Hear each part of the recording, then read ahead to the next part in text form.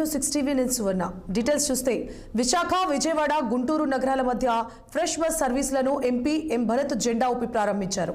భారతదేశంలో electric inter city bus సర్వీసులలో ప్రముఖ సంస్థ అయిన ఫ్రెష్ బస్ వారు ఈ రోజు విశాఖపట్నం, విజయవాడ, గుంటూరు నగరాల మధ్య తమ కొత్త ఎలక్ట్రిక్ బస్సులను ప్రారంభించారు. ఈ బస్సు సర్వీసులు అత్యాధునిక అన్ని హంగులతో ప్రయాణికులకు అవసరమైన అన్ని సదుపాయాలను కలిగి ఉంటుందని తెలిపారు.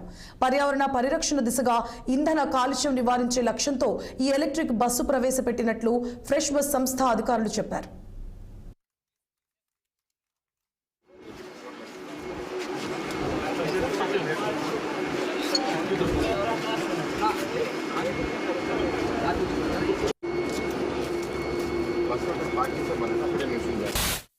రాబోయే సంవత్సరాల్లో పూర్తిగా డీజిల్ బస్సులు రిప్లేస్ అయ్యి ఎలక్ట్రిక్ బస్సులు రావాలనేది మా కోరిక.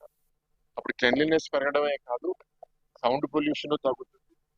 బస్సులో ప్రయాణం ఇచ్చే అందరికి కూడా కాస్ట్ కూడా ఏంటంటే వీళ్ళకి ఆపరేషనల్ కాస్ట్ అంత ఎక్కువ ఉండదు, అప్ ఫ్రంట్ కాస్ట్ ఎక్కువ ఉంటుంది కొంత. దానికి ఇప్పుడే వర్టెల్లో అనే కంపెనీ వాళ్ళ మేనేజ్మెంట్తో కూడా మాట్లాడారు.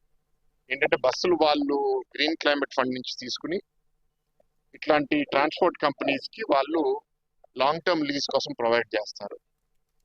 ఇప్పుడు విశాఖ వాసులకి, అమరావతి వాసులకి ఏంటంటే రెండు లొకేషన్స్ మధ్యలో ఒక కంఫర్టబుల్గా వాళ్ళు ప్రయాణం చేయడానికి ఓవర్ నైట్ జర్నీ అయినా డే టైమ్ జర్నీ.